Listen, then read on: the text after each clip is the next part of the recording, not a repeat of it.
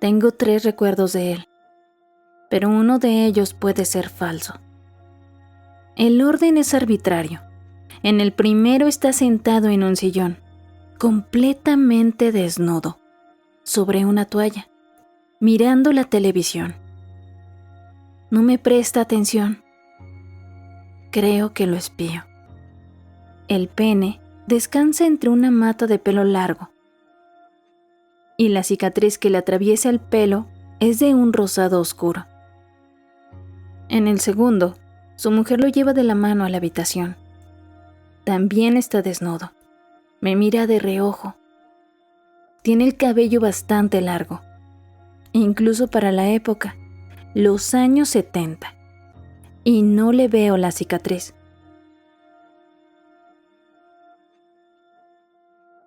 En el recuerdo me siento desnuda y tímida, pero no sé si es real.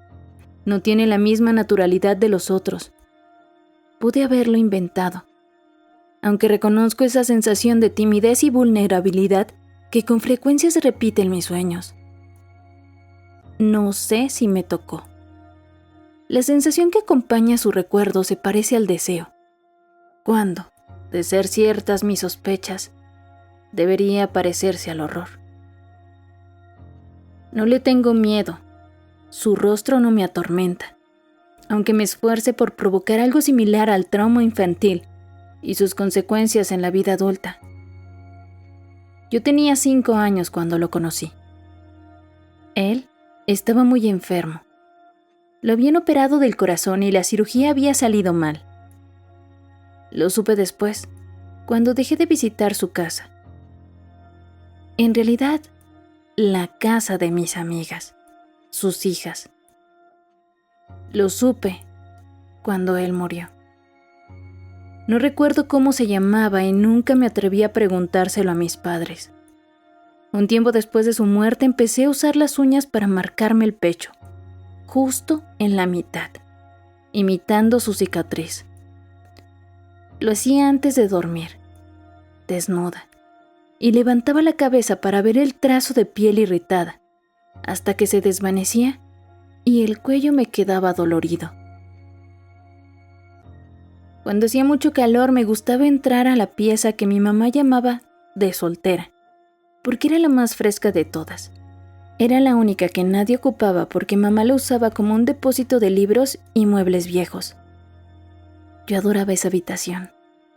Me gustaba tirarme en el sillón de cuerina, siempre frío, desnuda, llevarme un ventilador chiquito y leer toda la tarde. Mis amigos del barrio y de la escuela estaban en la pileta del club, pero no me importaba. En esa pieza me había enamorado perdidamente, por primera vez, cuando encontré a Helen Burns en una edición medio desarmada de Jane Eyre, ilustrada.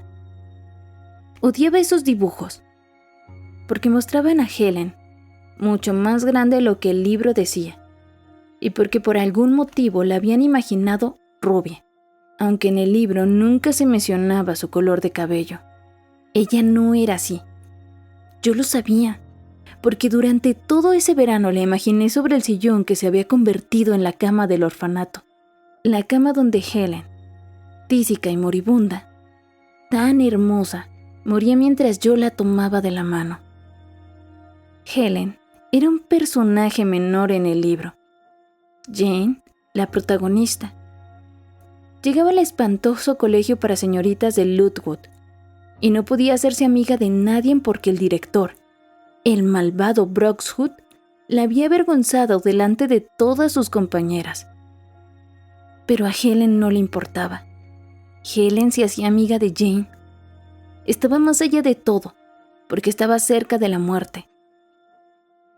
Presentí que me iba a enamorar de ella cuando Jane la veía por primera vez en el patio, leyendo ese libro de nombre tan extraño, Rasselas. Un capítulo más y Helen estaba muerta. Desatada una epidemia de tifus en el colegio. Helen sufría una recaída de su tuberculosis y la trasladaban a una habitación del primer piso. Jane iba a visitarla una noche. esa última noche, Helen y Jane dormían juntas. Hoy, cuando recuerdo ese capítulo, porque no me hace falta releerlo, lo recuerdo de memoria, me doy cuenta de todo. Cuando Jane entra en la cama de la moribunda y Helen le dice: «¿Tienes calor, mi vida?» Mi vida, mi vida. Esa era una escena de amor. Cuando Jane despertaba, su amiga Helen estaba muerta. Ese capítulo, todas las noches, todas, yo me acostaba y abrazaba la almohada fingiendo que era Helen, pero no me dormía como la imbécil de Jane. No. La miraba morir, le tomaba la mano y ella, que moría con su mirada gris fija en mis ojos y la respiración entrecortada, me permitía ver algo de ese otro lugar, a donde se iba para siempre. Pronto me di cuenta que mi fantasía era impracticable. Cuando tenía 14 años, una amiga me dijo compungida: «¿Sabes de lo que me enteré? ¿Te acordás del hermano de Mara?» Mara era una ex compañera que se había cambiado de colegio. Sí, descubrieron que tiene un tumor entre el corazón y los pulmones y no lo pueden operar y se va a morir. Una semana después, le estaba sugiriendo a mi amiga que visitáramos a Mara.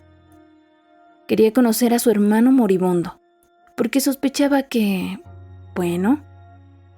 podía enamorarme de él. Pero cuando lo conocí, el chico parecía adecuadamente enfermo. Pero no me gustó. Por esa época vivía confusa y llegué a una conclusión que me dejó con la conciencia tranquila. No me gustaban los enfermos reales. Por lo tanto, no era una depravada.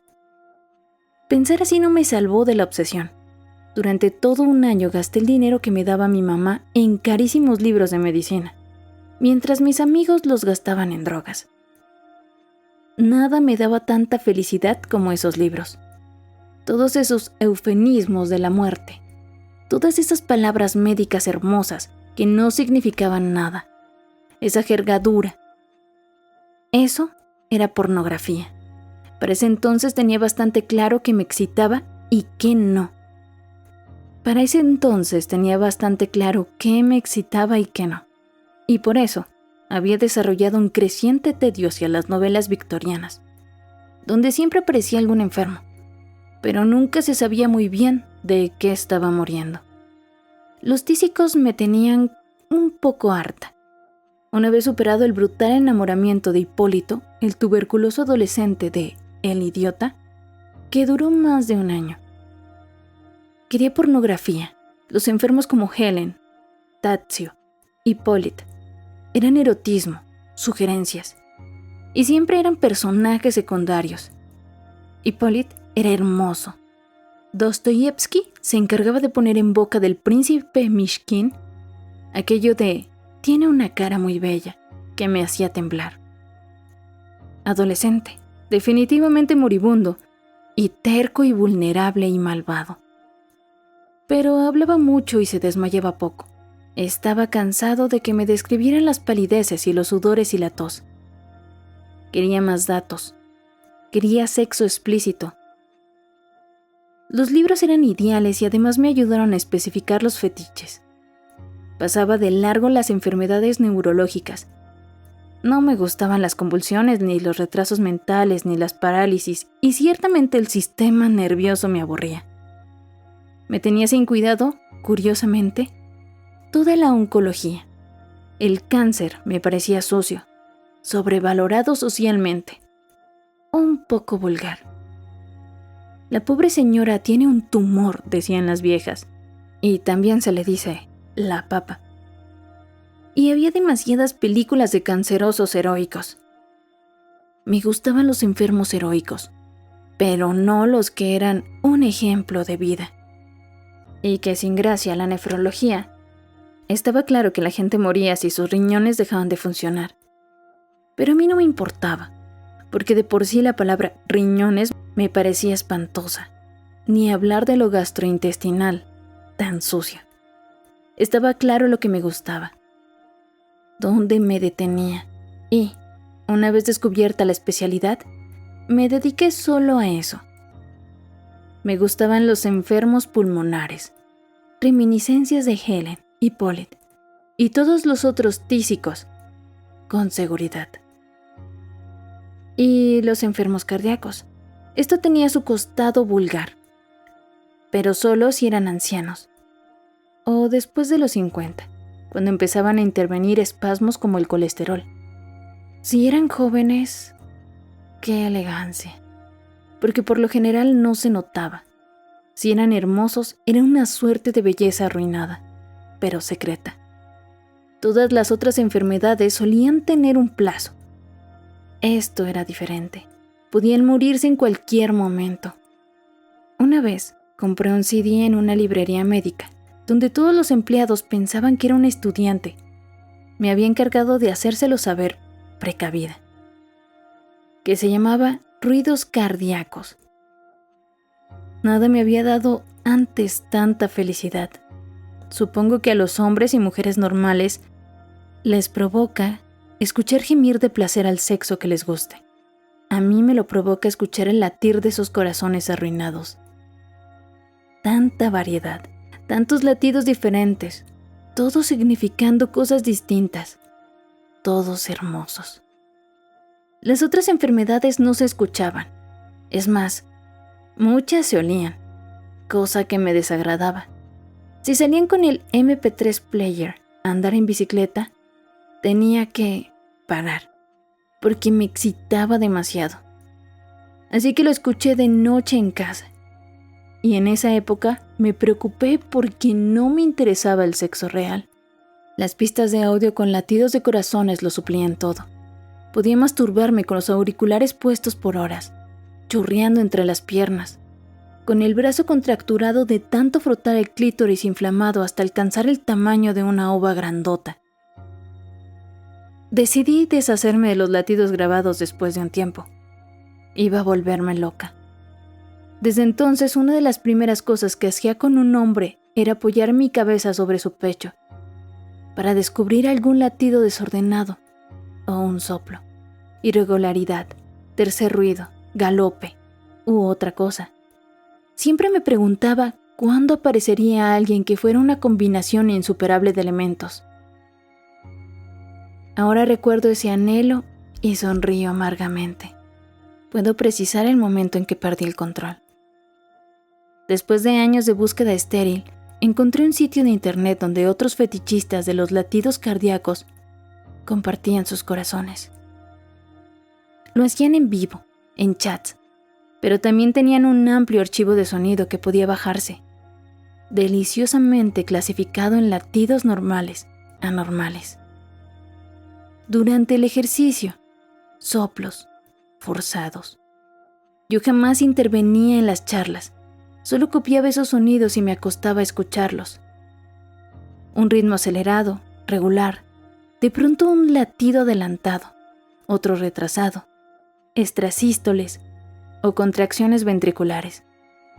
Yo pensaba que mis masturbaciones anteriores eran brutales.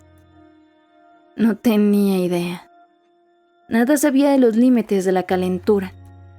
Mi dedo medio entre el labio menor derecho y el clítoris frotando hasta llegar al hueso, hasta que dolía el hueso, a veces hasta sangrar, y los orgasmos llegaban uno detrás de otro, implacables, enormes, durante horas.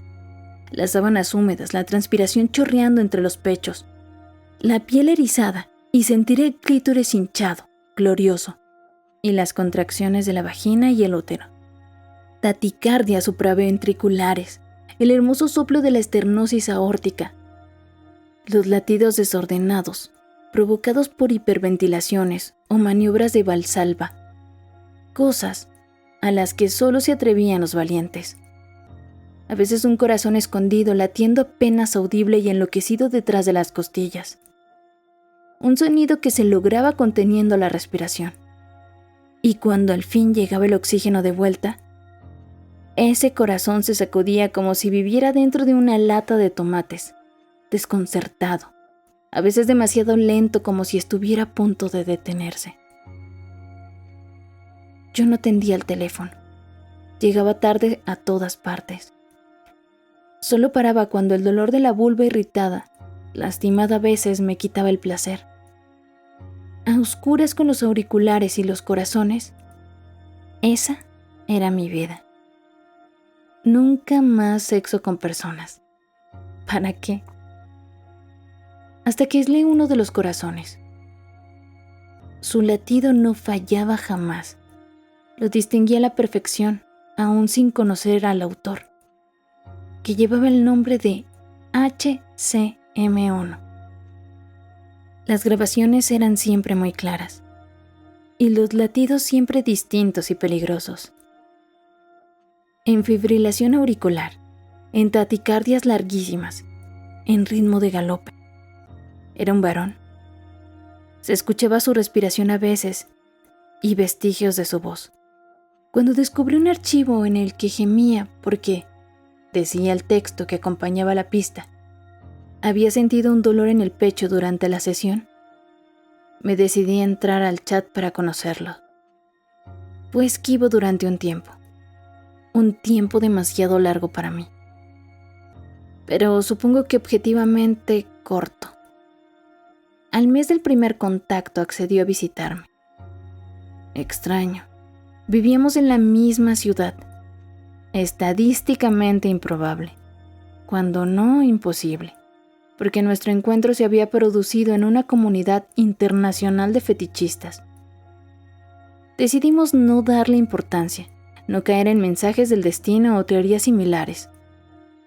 Nos lanzamos solo a disfrutar. Le gustaba que escucharan su corazón. Estaba muy enfermo, por eso solían rechazarlo en los chats y las comunidades online. Lo creían demasiado extremo, les parecía que iba demasiado lejos. Desbarataba la idea de juego y placer. Pronto, ambos abandonamos la vida virtual y nos encerramos en mi habitación, con un equipo de grabación, un estetoscopio, medicamentos y sustancias que ayudaban a cambiar su ritmo cardíaco. Los dos sabíamos cuál podía ser el final, y no nos importaba. Tenía el cabello tan oscuro como el del hombre que yo había conocido en mi infancia, y la misma sonrisa, pero tenía 3 cicatrices, no una. Le abrían el esternón en canal. Un observador casual hubiera visto solo una, pero yo las distinguía. La primera, transparente, delgada, casi totalmente oculta por la segunda, de un rosa opalino que brillaba, como trazada por un esmalte. La última, más ancha, brutal. Era más oscura que la piel. La cicatriz que le cruzaba la espalda. Me había detallado ese procedimiento tan doloroso. Era enorme, torpe. Las pequeñas cicatrices en el estómago, discretas, estaban distribuidas al azar. La piel de la parte interna del codo estaba marcada como la de un adicto. Había otra cicatriz corta, un hundimiento oscuro en el lado derecho del cuello. Tantas marcas, y la respiración difícil, y los labios enormes que a veces tomaban un color tan azul como el de sus ojos. Su enfermedad se escuchaba en esas súbitas inhalaciones cuando se quedaba sin aire al hablar, en los ataques nocturnos de tos que lo dejaban pálido y tembloroso. Todo el tiempo me dejaba apoyar la cabeza sobre su pecho para escuchar. Un latido normal son 2 ruidos, abrir y cerrar, pero sus latidos tenían 4 ruidos, un galope, un esfuerzo desesperado, distinto, antinatural. Empeoraba con una taza de café, asustaba con un poco de cocaína, muchas veces se desmayaba y yo seguía escuchando con el estetoscopio, aterrada y excitada, hasta que me recuperaba una especie de normalidad y él despertaba. Yo podía pasar horas sobre su pecho y después, emocionada, lo besaba y lo abrazaba casi violentamente, y su risa y su abandono me preocupaban, Porque, a veces, y cada vez con más frecuencia a medida que pasaba el tiempo y nuestra intimidad crecía, tenía la certeza de que si escuchaba un segundo más, iba a destrozarlo más aún yo misma, a golpearlo, a abrirlo con las uñas, más marcas, una manera de estar más cerca, de que fueras más mío. Tenía que contener ese deseo, esas ganas de saciarme, de abrirlo, de jugar con sus órganos como trofeos escondidos, al punto de que me imponía pequeños castigos. No comer todo el día, no dormir por 72 horas, caminar hasta calambrarme las piernas. Pequeños rituales, como si fuera una chica que le deseó la muerte a su madre porque ella no quiso comprarle algo. Y después, el remordimiento y los pequeños sacrificios. No voy a decir malas palabras, Dios, te lo prometo, pero que no se muera mi mamá. Y la mala palabra que escapa, y entonces las corridas a la noche para ver si mamá todavía respira en la cama, mientras duerme. Pero creo que terminé odiándolo. Quizá lo odiaba desde el principio, como odiaba al hombre que me había hecho anormal, que me había hecho una enferma, con su pene cansado frente al televisor y esa cicatriz hermosa. El hombre que me había arruinado. Odiaba a mi amante. De lo contrario, algunos juegos resultan inexplicables. Lo hacía respirar velozmente en una bolsa de plástico, hasta que veía cómo se le humedecía la frente y le temblaban los brazos. El corazón golpeaba sobre el estetoscopio y él solía rogar: «Basta». Pero yo pedía más y él nunca decía que no. Tuve que llevarlo al hospital una vez y cuando regulaban su taticardia con cardioversión, una descarga eléctrica sobre el pecho, como en las resucitaciones, me encerré en un baño cercano y caí sobre el inodoro cuando llegué al orgasmo, aullando. Le compraba poppers, cocaína, tranquilizantes, alcohol. Cada sustancia causaba un efecto diferente y él se dejaba. Nunca reclamaba, apenas hablaba. Incluso pagó el alquiler con sus ahorros cuando amenazaron desalojarme del departamento. Jamás volví a pagar. Ya no tenía teléfono, solo me preocupaba por la electricidad, para que la grabadora funcionara, para que yo pudiera volver a escuchar mis experimentos cuando él estaba demasiado agotado, casi inconsciente. Ni siquiera protestó cuando le dije que estaba aburrida, que quería verlo. Apoyar mi mano sobre el corazón despojado de costillas, de jaulas, tenerlo en una mano, latiendo hasta que se detuviera, sentir las válvulas desesperadas en un abrir y cerrar a la intemperie. Solo dijo que él también estaba cansado y que íbamos a necesitar una sierra. Déjanos tu comentario y tu sugerencia de otra lectura. Suscríbete y comparte el video si te gustó. Nos ayudarías para seguir haciendo más contenido así.